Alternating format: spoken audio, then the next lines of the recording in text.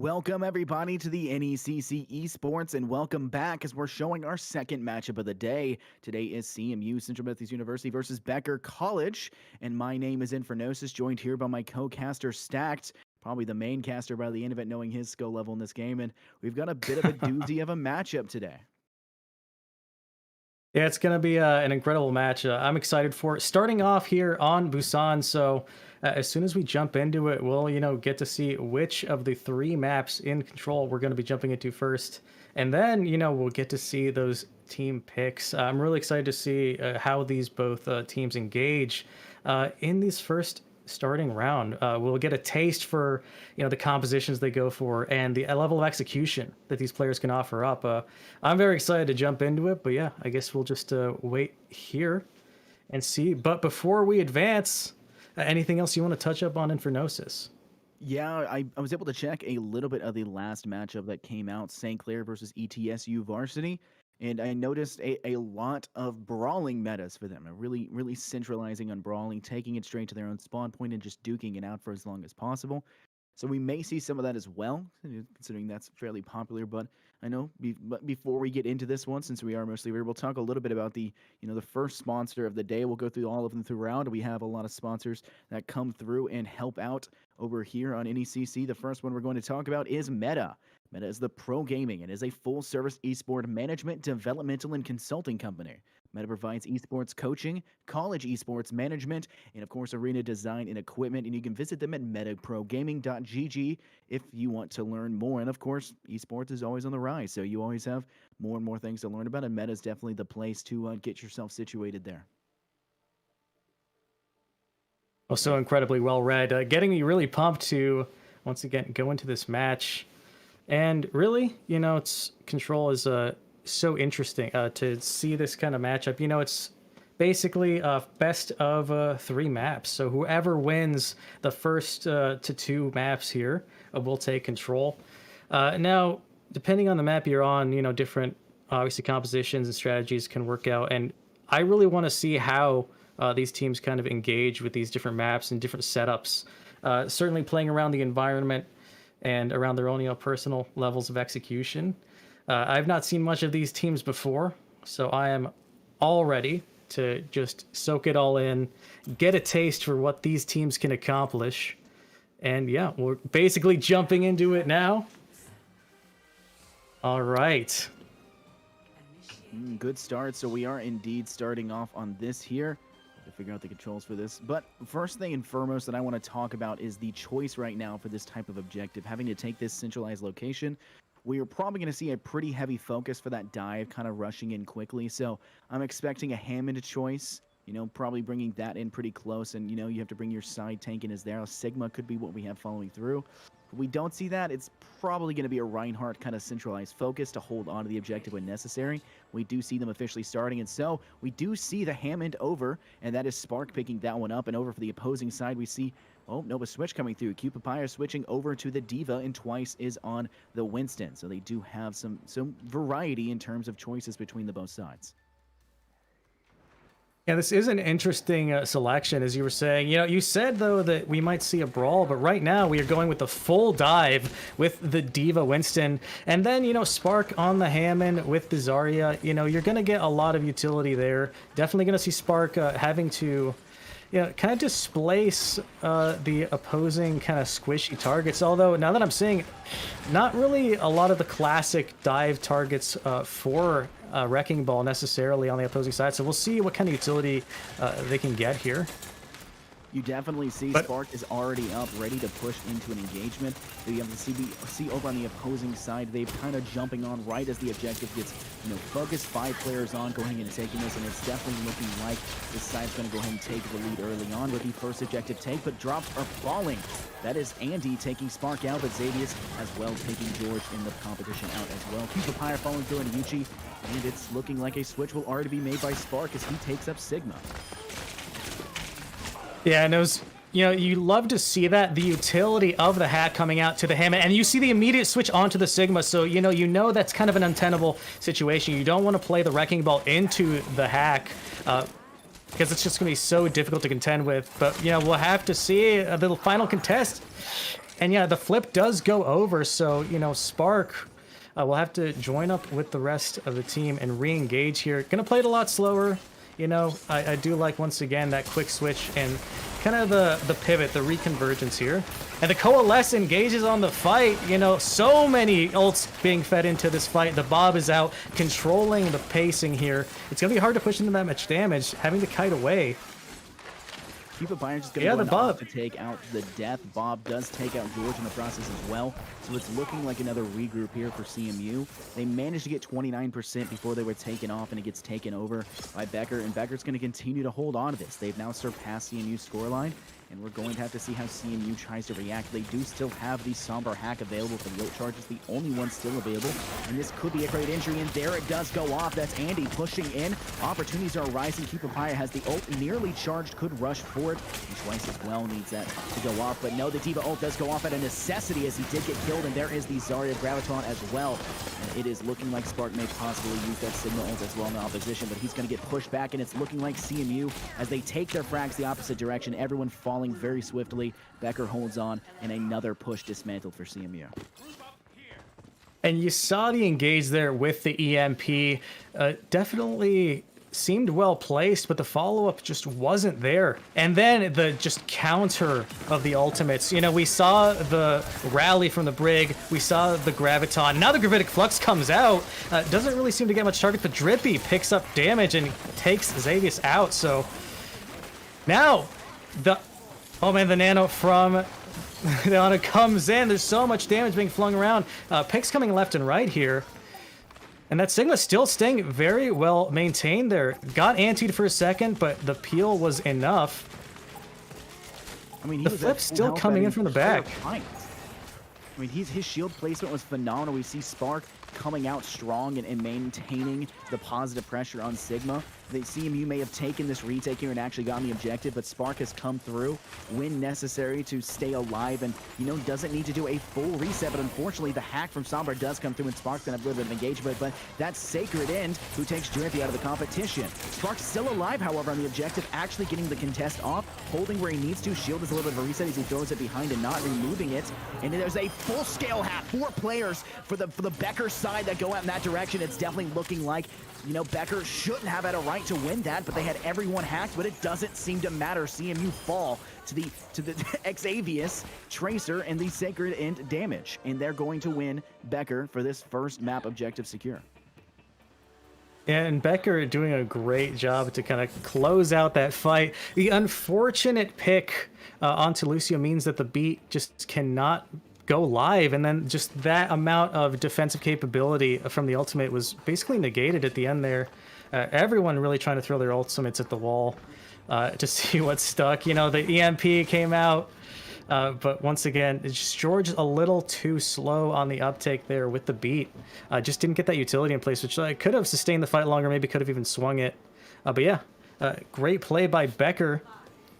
And we'll see how they engage here in the next map of Busan. So now going for the double shield with the Rein Sigma for Becker, but the classic Rein Zarya on CMU. Yeah, we're definitely going to see a heavy focus for both sides, kind of trying to play that do-si-do, the rotating around each other. No one's going to drop towards that until, you know, it actually unlocks. We actually are seeing here CMU's kind of taking a more aggressive stance. They're pushing very aggressively. The Rein shield does take a bit of damage in the process. The Sparks is no less damaged as well. He's getting a little bit of a reset time, though, because he does have the option of having Nape come through with the Sigma shield. And they're looking like, or Becker's going to look like they're going to take this objective first. And CMU's not going to have the opportunity to fight this one off at the very beginning stages. Yeah, and it makes sense just the way that it plays out kind of by the numbers. Becker, you know, they got the double shield and the 2 long range kind of hit Scandal, although Korea's kind of like mid to long ranger. But still, they're able to tear down the little shield that CMU does have and get those picks. We saw Xavius get the picks at a distance, so if they can't close this gap, then Becker can keep kiting away and getting these picks at a distance. Xavius, once again, getting those crucial picks. So it's going to be very hard for them to close these gaps while not dropping players. Although they do now get a couple picks trying to converge. But still, just the point does flip here, but it's going to be a quick flip yet again. So you get a couple percent here on the board, but you're still staggering yourselves until you can recontest yet again. I do like the Rhine pin deep into the spawn, but you're gonna be punished for that. Very ballsy move there, but you know, unfortunately does get punished. Gonna have to regroup here and see how they can kind of switch things up. Obviously, you see that charge go through. Its successful hit goes all the way quite the distance, but, you know, Becker's not going to allow that go untested. You may try to steal our Rhine away, but will steal your life away pretty quickly right after. And there is the Hanzo ult coming through. It doesn't seem to actually manage to kill him in the process, but securing does. George falls to that teased kill. And now we have to worry in a 5 versus 6 engagement, and it's looking like Becker is going to continue to hold on to this one. We're already at the 75% objective completion charge. Ult coming out from May, the freeze is going off. The Sigma ult goes in the direction as well, but we have the High Noon coming in from Sacred End. Nothing connecting on any side for these ults. No kills so far, and it's been a regroup for CMU. That is the Shatter that does not do anything as that Compute, Kapire, and Andy fall to Yuchi. Great frags there, and Spark just swinging away, trying to find the opportunity, but it's Xavius getting 2 in the way. Yuchi as well, and Sacred in finishing off the last pair on the opposing side. It's just Andy switching over to the Tracer and trying to find the opportunity to get the objective quickly, and they can't, and it's going to go for Becker here on this map 1 win.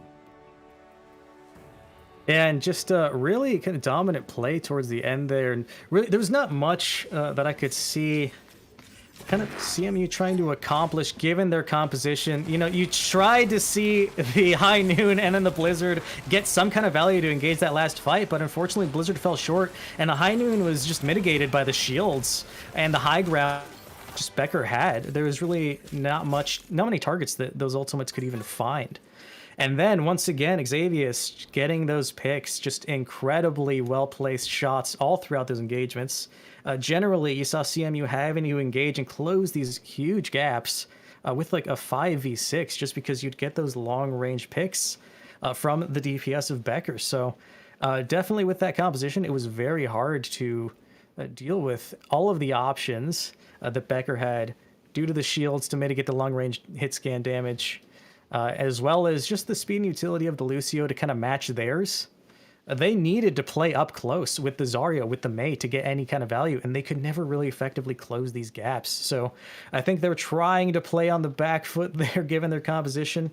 Did try to find some utility here and there, but I think they'll need to reassess their compositions in order to be a bit more competitive here going into Blizzard World, which will be our next map. So once again, just handily taking Sanctuary as well as the Mika base maps of Busan. Great play by Becker.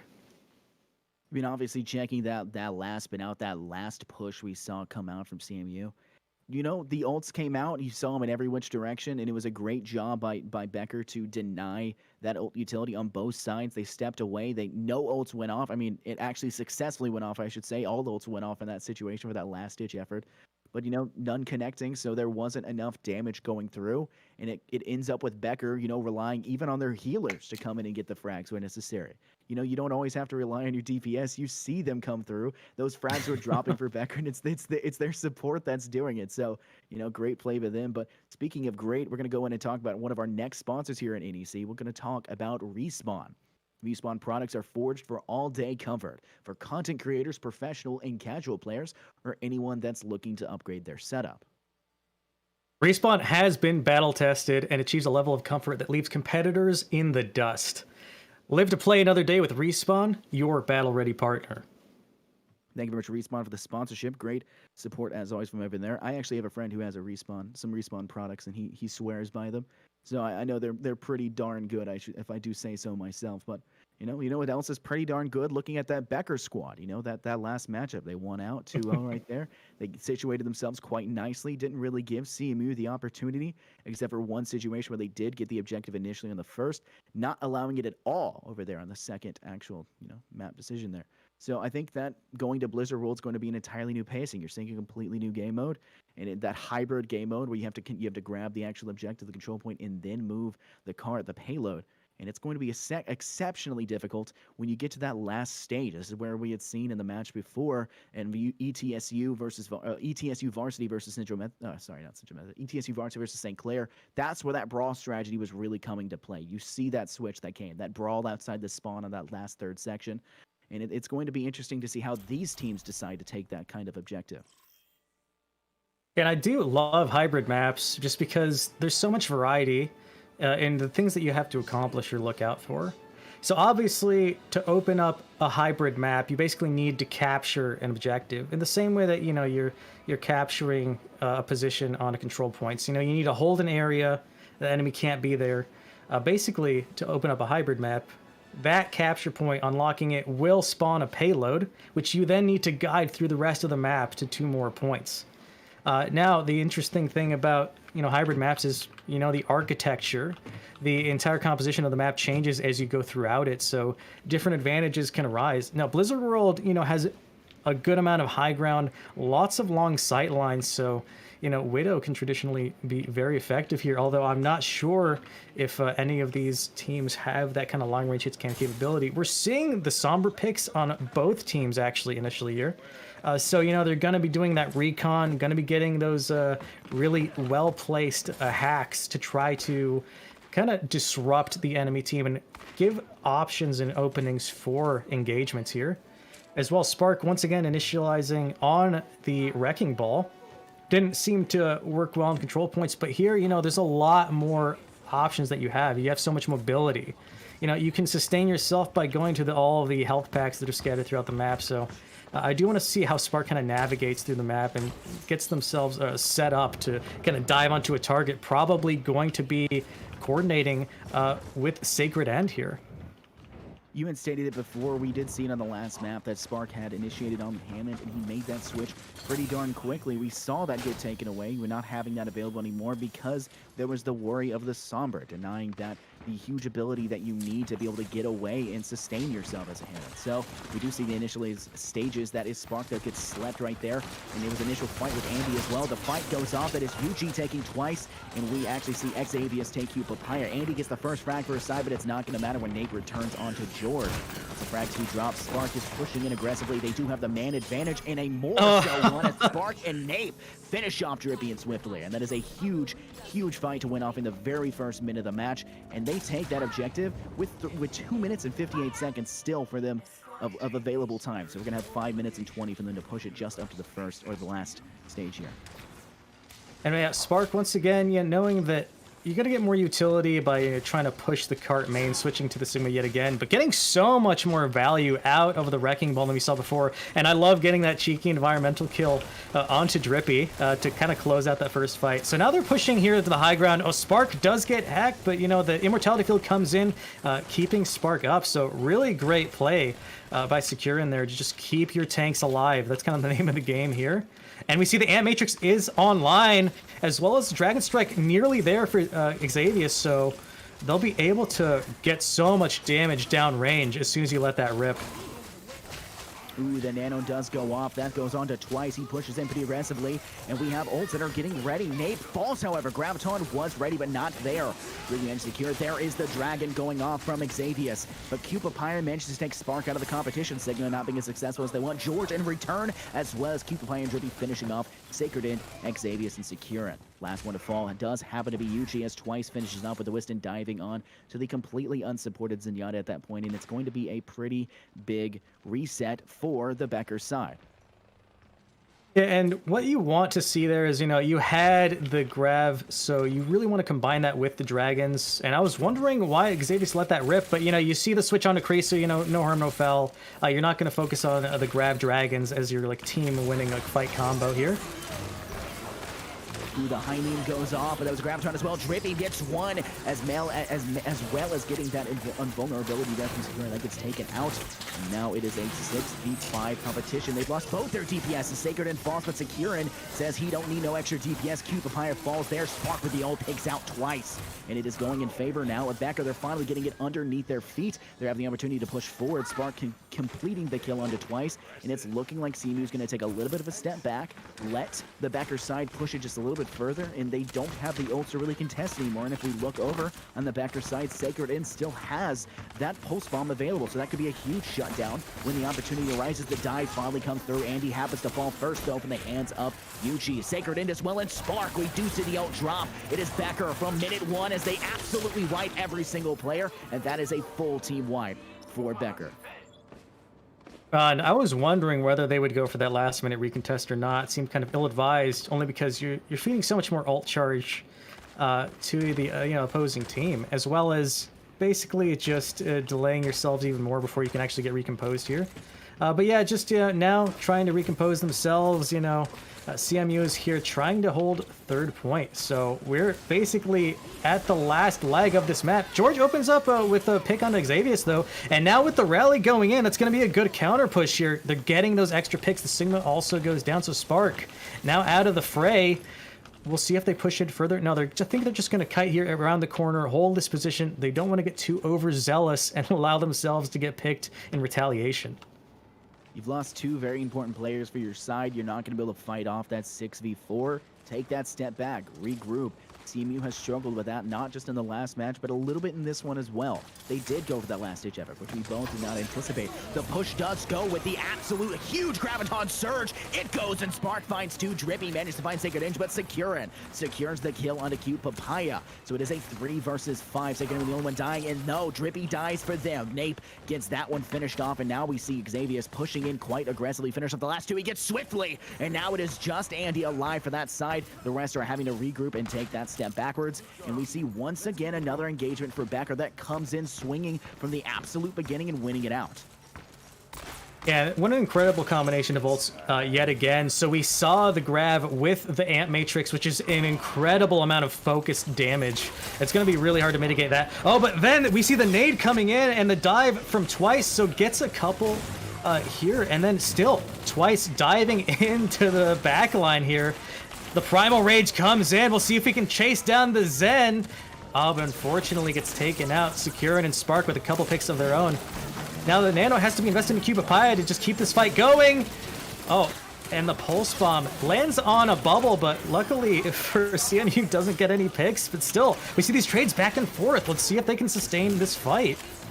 I mean, obviously in this situation, the last kill that has dropped with Drippy onto the backside of Nape, and we're going to see Becker kind of take that step back, re-secure themselves, and get ready for that last-ditch push. They've won every fight so far. I think that's probably the only one in this initial stage underneath this arch, the only fights they haven't truly won. They kind of played it at their own pace, though. They said, you may have won that initial engagement. We'll come right back and win where we need to. So I'm definitely seeing a lot coming from Becker, and CMU definitely showing us, more prowess when it comes to holding out this last spot. We've seen them holding strong. Take a look at Andy up above. He's holding the high ground, trying to watch, hanging out as the Somber, trying to positively catch the opposing side off guard. We'll have to see if it will be successful. He's not able to get DPS off because of being in that, but Sacred End is. That's Drippy falling to the Hanzo arrow at range, but there's a flank from behind. That's Spark and Sacred End trying to find the back end as they go through. The Hanzo jumps over the top, trying to find a kill, but it's Securin who finds the kill. And Acute Papaya, Nate as well onto Twice, and Sacred End gets another kill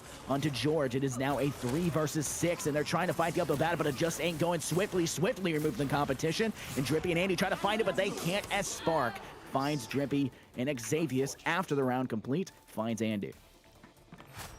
And you got it with over a minute in the time banks, and you'll still be able to push for a second attempt if CMU is able to also cap to the third point, which is, you're sitting pretty there. It's a nice place to be, so you can breathe that kind of sigh of relief. That you can always fall back on that, but still, the match is nowhere near over. But something I want to touch up on there, just Becker with an incredible play there. You saw how they went for a split attack, so the Sigma Hanzo combination to get those sightlines and damage from the backside of point. And then the rest of the team kind of following up, it really split CMU's attention. And we saw that work to great effect, because then eventually Q Papaya was the only person holding main and eventually just got converged upon, trying to fight like a 1v3 basically. And it was just that kind of distraction, that multi-pronged attack from Becker that really, I think, confused CMU. They just didn't really know how to mitigate that kind of strategy. And maybe there was some confusion behind the scenes of what the target priority was there. So we would like to see, a much quicker convergence there. I think they definitely had the ability to counter the Sigma Hanzo play and get them off of their backs and eventually be able to also pivot back towards main. But really good play, great multi-pronged attack once again from Becker to finish off point 3. Yeah, I mean, taking a look at what we've seen so far, CMU has seemingly struggled to win a lot of their engagements and now facing off where they have to. They have to win these fights to get onto the objective and actually control this initial control point. We do see Becker taking the high ground. They're going to fall off fairly swiftly, however, and make their way back to the actual objective itself, but they do see the dive coming through and twice jumps up to contest, gets them off, and now Becker taking a little bit of a step back, but nonetheless getting the damage that they need. Stacked, what's your take on the damage difference here? We're definitely seeing Becker drop more kills, but that doesn't necessarily mean that CMU is incapable of that. Well, they're definitely not, but it's just the way they have to play it. You know, just Becker has so much more consistent raw damage. You know, Sombra isn't a damage-dealing hero. Basically, what you want to do with Sombra is get the utility, get the hacks on crucial targets, and facilitate a dive. Or, you know, maybe if you are mechanically skilled enough, you can pick targets yourselves, but generally you want some kind of support there. And then we see twice, you know, you can't play Winston kind of like you in a main tank. You know, you want to get those dives onto high ground to kind of take away that positioning from your opposing team. And also you want to basically follow up on dives or other kind of cooldowns, you know, from the Sombra. And we saw this to kind of great effect when they were holding third point, where you saw the deep anti-nades from Swiftly going into the back line and then twice would follow up. So we want to see that combination of, you know, cooldowns because that's playing to your strengths. But you can't really just beat out the raw numbers damage that are coming out from Becker here. I mean, you take a look, Xavier's dropped 2 with his ultimate, and it completely dismantles CMU there. Another team kill, and that's going to be the second one we see from that side. I mean, we did see initially Becker kind of struggled on that first section of the payload, and they came to eventually kind of switching up where they needed to. And I think it was that Spark having switched over to the Sigma initially on their attack really gave them that boost, and we're seeing them bring that again on the defense to great success. They have Nape and they have Xavius up top. They're that initial high ground push, that attack. We saw CMU lose George early on in that last fight from the Hanzo kill, and yet they continue to push into it. And that gave Xavius that ult charge very early on to completely decimate the CMU attacking side. But we do see the Winston Rage come down. He gets taken out quick now, and the high nuke comes through. That's Sacred End falling with 2, and it does not go in CMU's favor once again as Xavius and Sacred End finish off the last 2. It's just Andy, the last one standing, who's going to take that step back and deny the possible team wipe, which would be the third one that we're going to see Becker possibly have been able to give. And you just see this counterplay by the numbers coming out from Becker against CMU's attempts here. It's just shutting down the Primal Rage immediately, just tearing through all of the health there. And then the high noon to follow up on the other targets. Really just an incredible play here and solutions to any of the kind of attacks that CMU's offering up here from Becker. We see a lot of ultimates coming out here. We have the Rally, we have the Gravitic Flux. Now expended, but yes, so much red in the kill feed. Once again, Becker kind of just cleaning house here. Not losing a single person for their side. Now, I don't think that CMU actually managed to use any ultimates in that initial fight, just kind of pushing in. You see twice who came in extremely aggressively, just swinging the Reinhardt hammer around, and not really having a great plan behind it. You didn't have Swiftly there behind to give you the heals that you needed, and it doesn't necessarily end the way you need it to. Another dragon goes off, but this one doesn't connect as well. CMU get 2. They're starting off fairly strong. That is the damage that Kieran's about to fall as well. He does, but Spark does as well. CMU now holding on to the objective and actually capping. Sacred End gets 1, but now he's going to take that step back and get out of there because he's definitely, he's not able to as well. Drippy gets that kill. It is not looking good for Becker. They're going to have to fight it now onto the payload, but the time differential that we saw between Becker and CMU's payload push, 5.5 minutes versus 2.5. It took them that much longer to take that first control point, and that's one of the reasons why hybrid is so difficult for a lot of people. Yeah, and just basically twice the amount of time, as you'd mentioned, on the side of Becker versus CMU here. We see pushing high ground, but I wouldn't really encourage just this push here. Only because, you know, you've got a handful of your team versus the entire opposition on the high ground. You're not really going to be able to accomplish much here. And even then, you're still not pushing your payloads. So I'd suggest doing what you did to basically capture the point, which worked so well. They worked as a team. They moved with their Rhine together to converge on the targets to the left of point, you know, taking out Spark and those associated players first. And kind of ignoring Nape and the rest of the kind of two-pronged strategy to open up the control point. and you want to see more of that happening. I'm not sure why CMU decided to split up here. When they play to their strengths, when they play together, they can make things happen. Oh, unfortunately, Nate taking out Cupapaya with the gravitic flux here.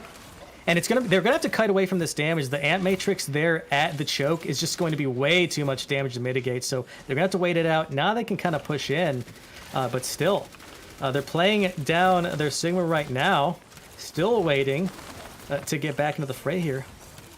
Look at how quickly twice his shield was dropped there. No chance for that to last long enough. And again, completely dismantled by the opposition. And we do see the aggression coming through, fighting very swiftly onto the objective. But no, Nape takes Andy out. So that's your Sombra. That's your ability to hack out and deny Spark inside of the Hammer to get that getaway. Nape doing very well to target that one early on. And Andy's going to have to make that trek back, but it doesn't seem to matter. Cupapaya in return onto Yuchi. Sacred intake swiftly twice.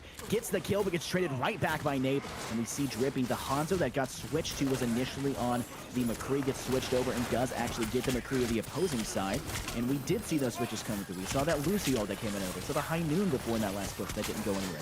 They used those off, getting them done with and used so they can make the switch right afterwards. And it's just not looking like that switch is as useful as you want. Indy using the actual hack, trying to use that ultimate to get something off, but it only secures one hack onto the opposition, and no kills actually come of it. Nave's about to respawn with, like you had said, that Graviton Flux ain't available, as they can make that push. And if you look at the CMU side, they're all clustering the objective, but it doesn't seem to matter. George takes Yuchi. She is no longer alive, and the ult from Drippy takes one, but the High Noon from Sacred gets Cupapaya out twice. She's on a spree, gets absolutely the kill onto Spark twice, and a double kill onto Sacred in as well. We see right here, Becker is struggling to get kills where they need to, and CMU's actually going to get and secure this payload to buy themselves an extra minute and a half. Oh, and you gotta breathe another sigh of relief. CMU is definitely working this map. Every single point has been captured here, just tooth and nail. And they just really showed up here at the end, and I really appreciate that. A good combination just of plays. We saw kind of what I really like to see is the High Noon to counter the Gravitic Flux from Sigma, which worked really well. But I'm glad that wasn't enough to shut down CMU's attack. But yeah, once again, we see that kind of level of execution coming from the players, like on a player and a team level. There's people offering up solutions to what the other team is kind of throwing at them. We see an initial push right here. You see like an actual level of aggression here from CMU that we necessarily didn't see before. You'd seen a huge focus, especially right at the end of that last section as they managed that last push. They all stand in an objective, pushing it as fast as possible. No, they're going for picks right now. They're brawling. They're fighting it out. And you see twice she takes out Spark, so an early kill. And they might actually get this 2 meters left. They get shut down to stop. Yuchi takes twice. Drippy, however, takes Sacred End, as you also see Swiftly take Nate. So they actually have the possibilities that come through. But no, you're seeing ults drop in the other direction. That's Xavius with a double kill now with the Hanzo, and it's going to be dismantled. CMU do not have the opportunity to regroup and kind of get this push, but you see Andy coming in quite swiftly to come from behind to maybe get onto it. He only has 2 seconds to. He will get onto it, and he actually goes on top, throws the actual teleport, uses it, the ult goes off, and it's not enough time. The Hanzo ult comes through, Drippy gets one, but Securin takes Andy out and twice falls, but he manages to tap, but it's not going to be enough, and CMU cannot get that last few meters. Wow, so incredibly played there at the end by Becker. Originally, when we saw the hack go on to the Wrecking Ball getting picked before that last engagement, you thought that, oh, you know, CMU's got the leg up here. They were able to start off the engagement with a pick.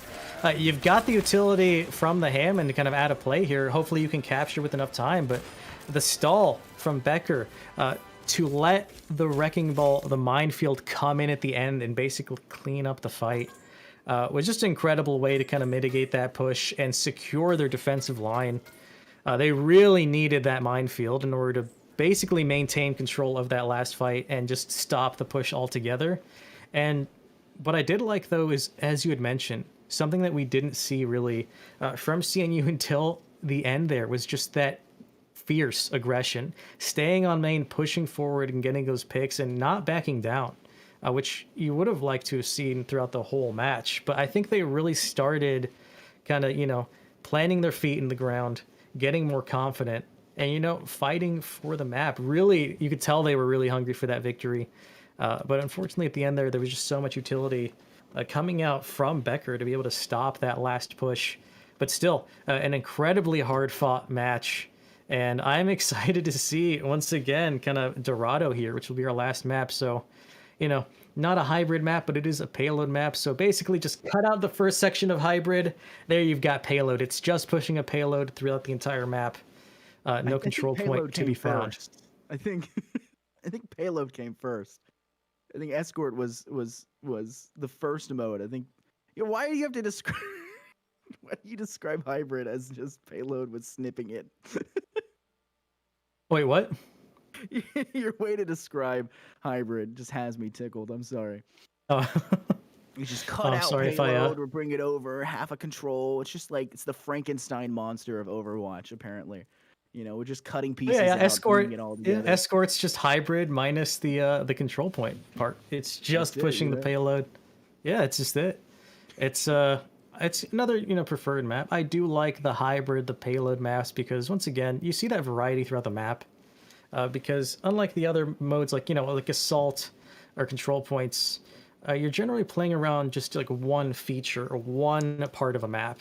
Whereas for these maps, you need a lot more flexibility and variety in the things that you can accomplish, or the things that you can contend with, just because the aspects of the map, the architecture itself, lend themselves to kind of different levels of effectiveness for different compositions. And Dorado, once again, there's so many high grounds throughout this map that basically overshadow any part of the map. So once again, long range hit scan can get a ton of value here. We haven't really seen that from either team, so I am interested in seeing how they're going to kind of tackle this map on attack and defense here. Yeah, I'm definitely expecting some variety and as well as some very strong competitive fierceness. But speaking of competitive fierceness, we make a little bit of a segue towards our next sponsor we have today, and that is HyperX. The HyperX mission has been to develop gaming products for all types of gamers. High-speed memories, solid-state drives, headsets, keyboards, mice, charging accessories for console players, USB flash drives, and mouse pads. They do it all to the gaming community and beyond. Yeah, HyperX is the choice of celebrity ambassadors, pro gamers, tech enthusiasts, and overclockers worldwide because it meets the most stringent product specifications and is built with best-in-class components.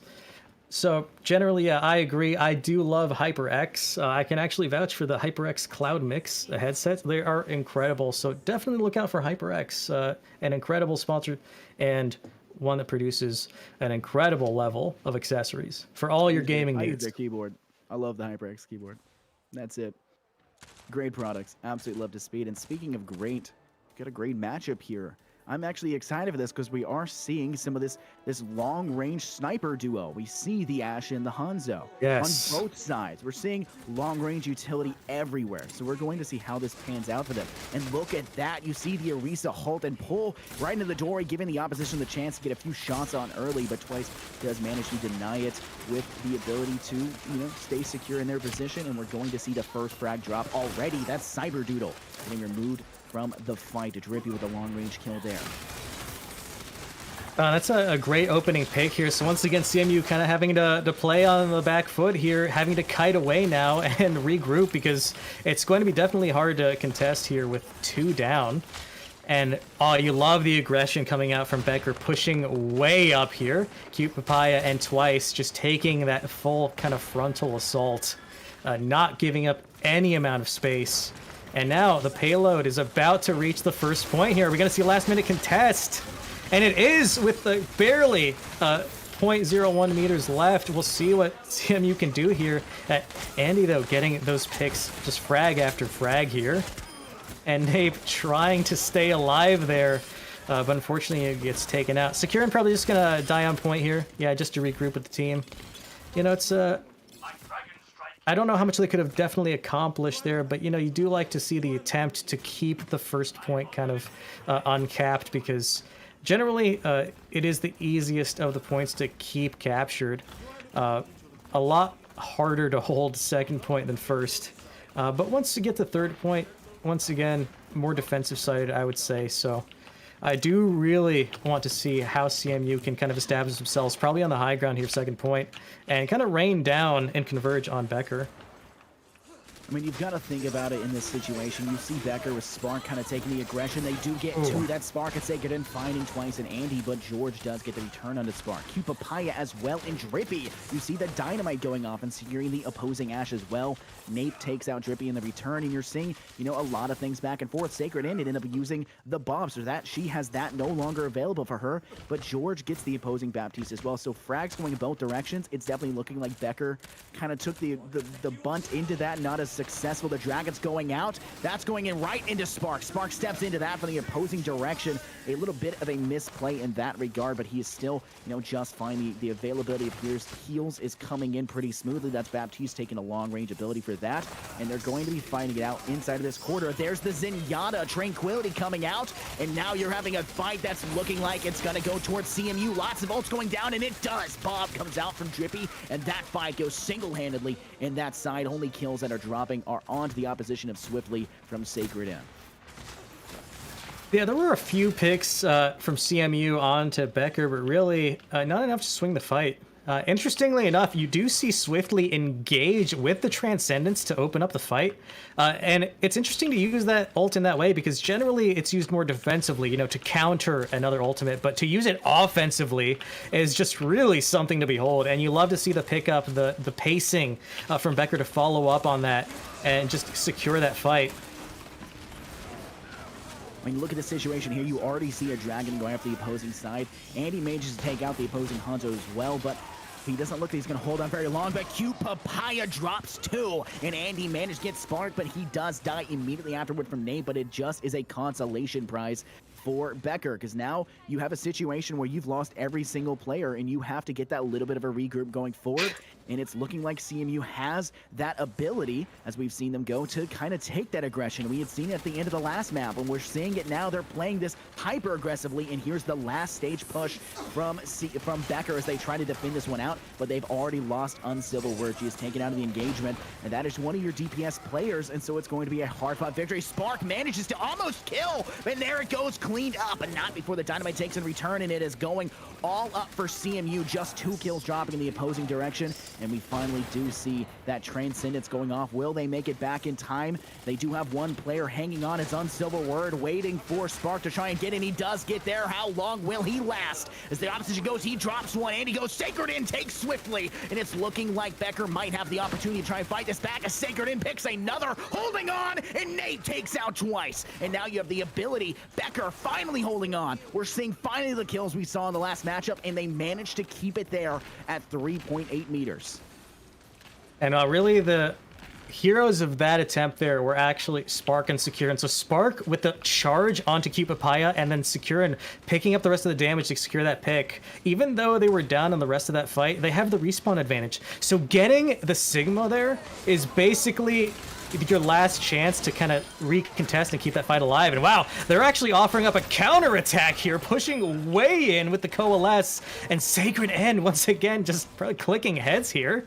They get a team kill, and I think that's the first time we've seen that, but wow, what a great kind of counter showing here from CMU.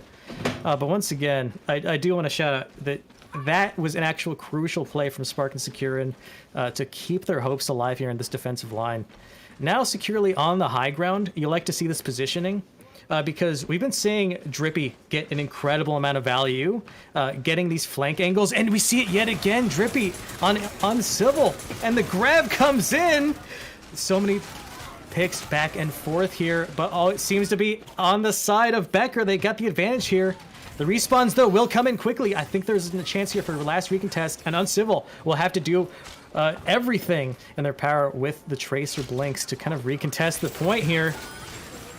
They are successful in doing so, and the fight does go on, but a shield from twice actually saves half of the side for that shatter, but it doesn't seem to matter. CMU using a couple players, but it's looking like Becker might actually be able to hold on for this one. It is Nape actually getting in. They are successful in holding on just that little bit longer. They're gonna have to push back as much as possible from what we just saw in that fight.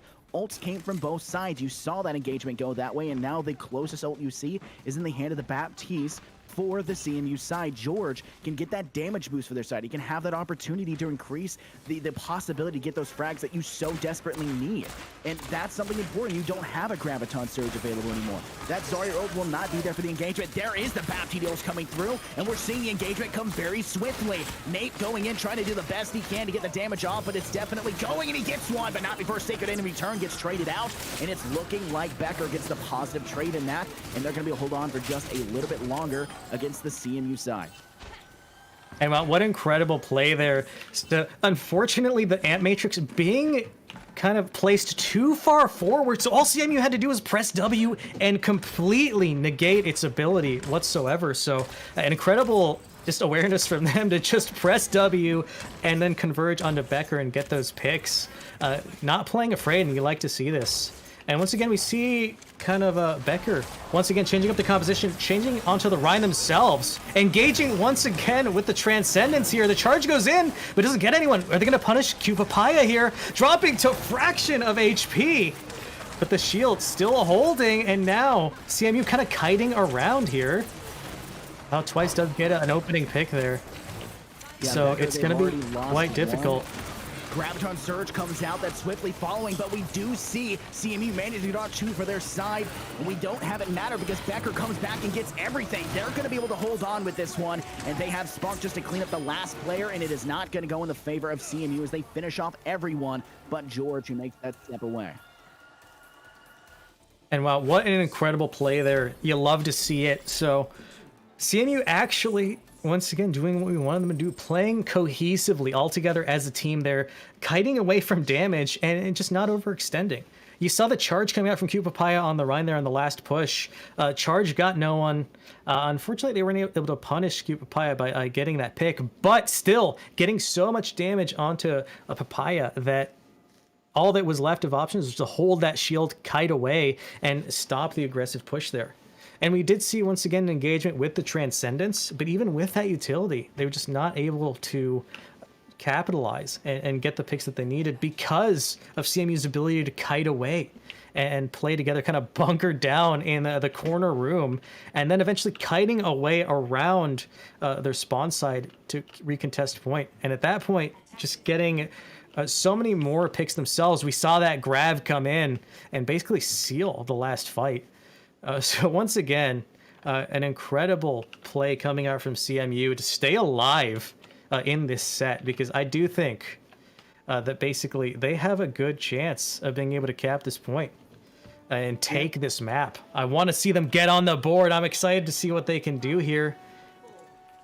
It's definitely been a fun match to watch and behold. You already see that Dynamite be throwing out. They do step away. They had used the same strategy, but used the Orisa pull into that side, going that direction. Nate, the only one on the actual payload starting off. Of course, you're going to see the high ground from the side of CMU, but Spark coming from behind. They're trying to get the flank from there. Could catch. Actually, they just might, but he's going to completely ignore the Zenyatta and try to push people off, but being unsuccessful. Spark is not able to get in that direction, and unfortunately for them, they're going to have to rethink how they're initially going to push. Spark goes and gets the healing pack where necessary. No one has died yet, but they have switched up who has the high ground. Soldier 76 up top, Sacred in, trying to get the shot over the top. Will they be successful? Figure it out. Here is the dunk from Sparks. He comes down and gets the shot off, but it's not enough. That is Andy taking the return fire, and it's the first kill dropping, but it gets quickly traded out by Cyberdoodle. She drops out Drippy.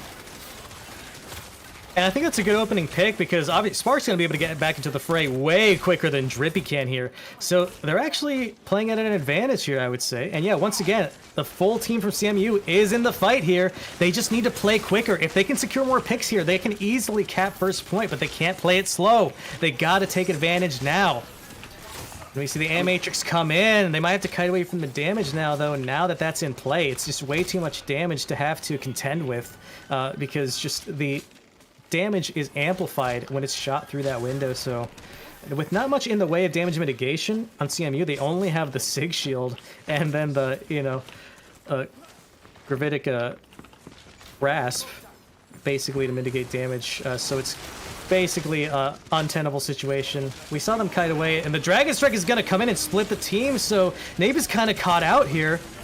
But then the Visor does get one to open up the fight, and then Securin with Uncivil getting a couple picks themselves as well. Also incredible. I like to see that the fight swung in CMU's favor here.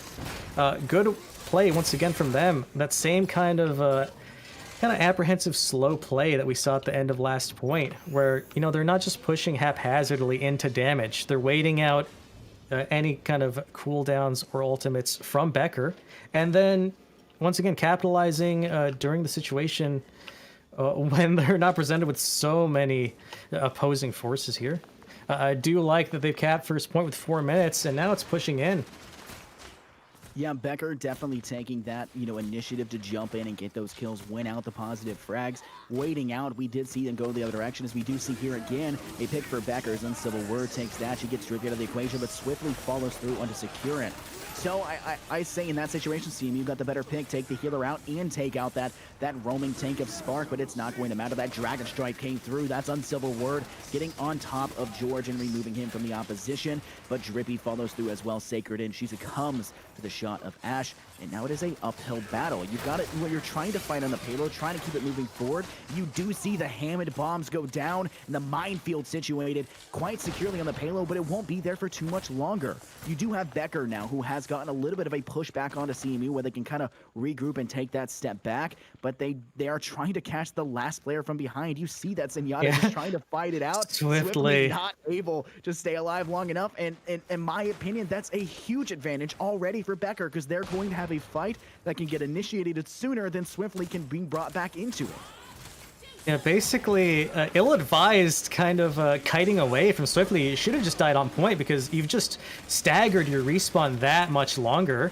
And yeah, we see the opening picks here and the positioning from CMU. They're on the high ground, and they're able to get so many angles here in the damage. And I love the pile driver coming in from Spark here, also to displace Becker on main.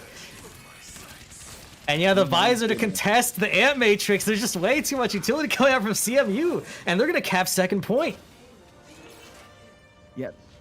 Yeah, Becker coming through right there, coming in strong and winning out where they exactly need to. CMU were not able to keep up and maintain in that situation, and now it's going to be a fight for the last section of this payload. They have to get it through. They don't even make it all the way. They just need to beat further than they were able to, which I think is 3 meters from the max range. So it's going to be a pretty hard fought. I mean, if you take a look at the fights that we've seen coming so far, Becker has definitely taken the lead in most of them. Maybe not as swift a victory when it came to that first payload push initially. We did see CMU took that swiftly and instantly through. Becker struggling a little bit for that, but right now the high ground being taken through.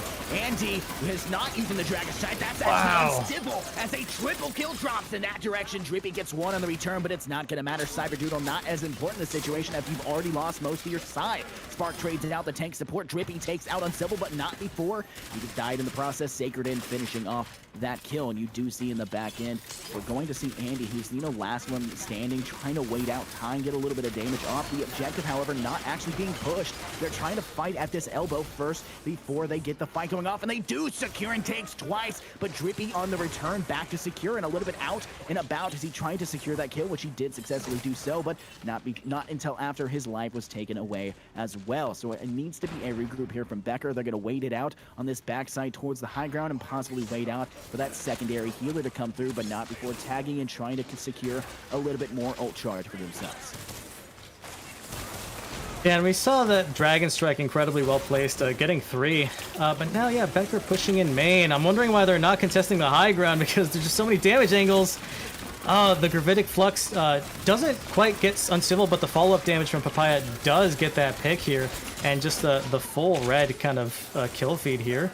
There's just way too much damage coming out from CMU here.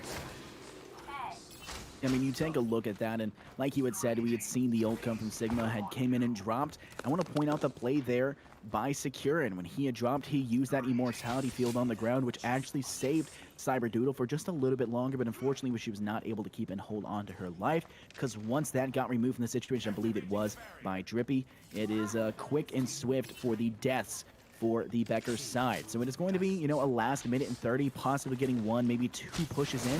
If they do die quick and it doesn't last very long, could be 3. There is the ult again, getting slammed at not a huge distance, but that is a huge start, as we also see Transcendence go off. No deaths, however, but there is the Dragon Strike return. This one not ending in a treble, but it does take out 1, but not before Becker takes 3 as they go back through the kill feed in the other direction. Uncivil drops 2 in the process as well, and it's only Twice and Drippy left for the CMU side, and they're trying to fight off. The Bob is the only thing there, and they managed to finish that one off as well as the one other player, and now it is a regroup for CMU as they try to push this the last stage. They have plenty of time to make it over to it, but the fight is going to be quite difficult.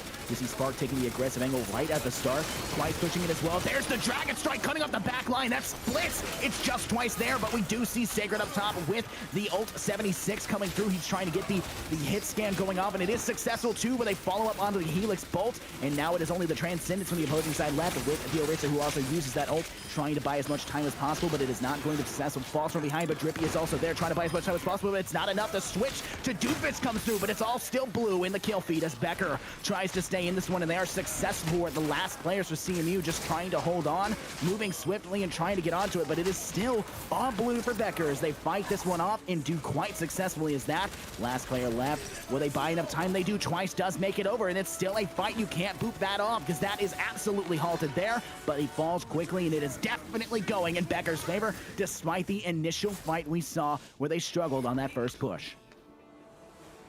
GG there, and those last fights are really difficult to contend with because that respawn advantage from the defensive side, you know, makes them get back into the fight incredibly quickly. So you need to capitalize on picks and not waste any time at all.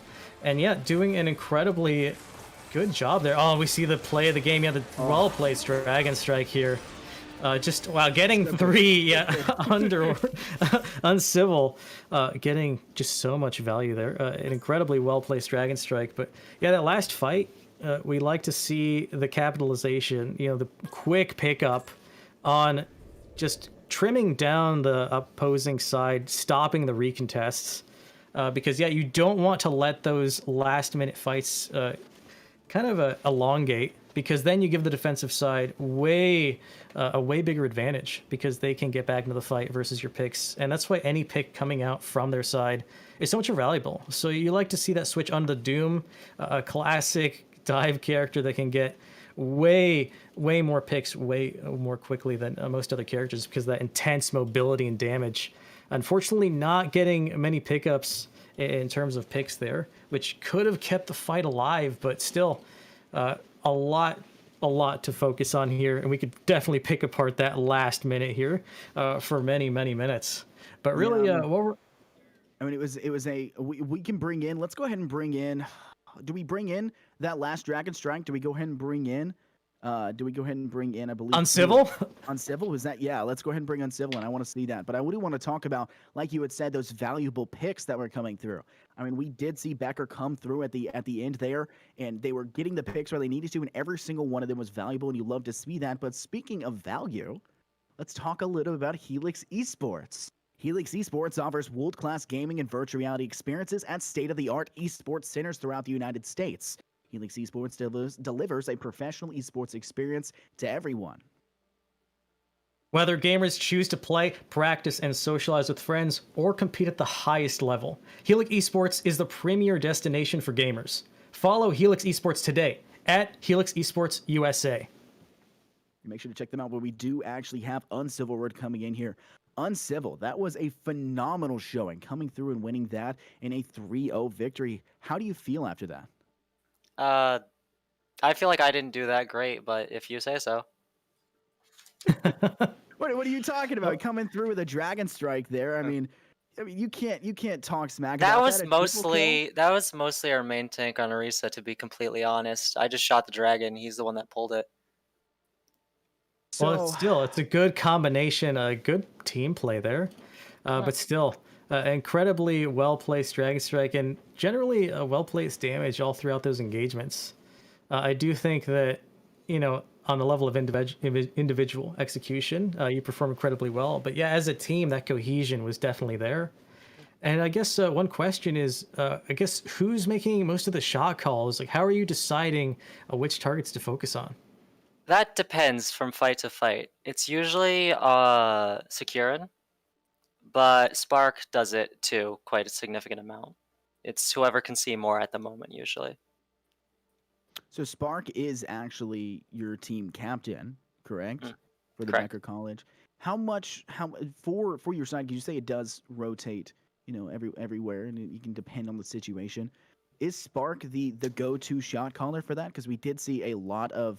He's not necessarily engaged in those fights initially. He's that coming in with the Hammond choice and dunking down from behind. Kind of is he the initializer in what initiates those fights? And how do you play without him up to those stages before the initialization? Well, that's where it depends on who can see what more. When it comes to initializing and when it comes to mid-fight, it's typically Spark. But when it comes to like pre-fight and preparation, that's typically where Securin takes the reins.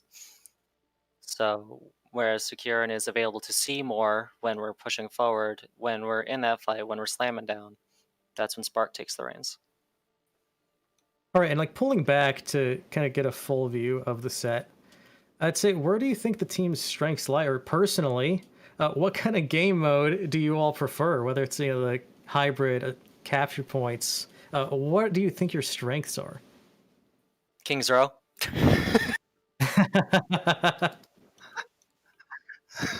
Nice. I mean, that type of style of map just works for us. That brawly in your face, make them regret existing in our territory. Right, yeah, you do like to see that rush down happen. Although generally throughout the set we saw a good amount of variety. So we did see changes coming back and forth.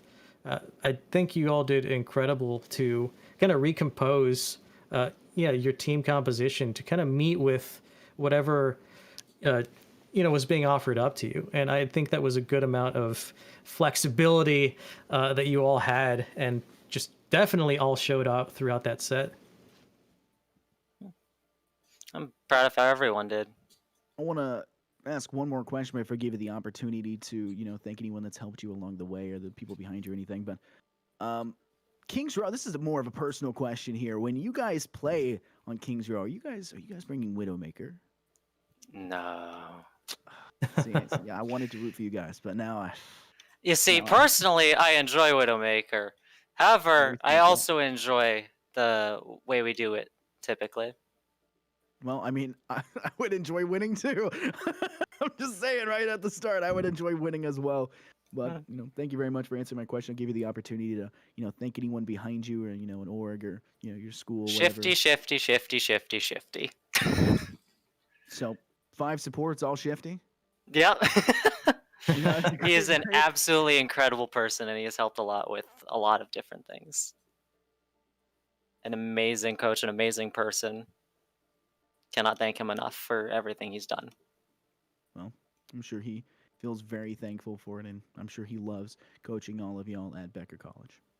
I sure hope so. We try to make it fun. Well, good game. Thank you very much for coming in and talking to us, and hope you have a very good night. You too. Thank you for having me. So this has been NECC right here. We're going to talk a little bit about this. If you like to watch, this esport type of gameplay, well, there's a new place where you can actually go ahead and do that. That is actually ESTV.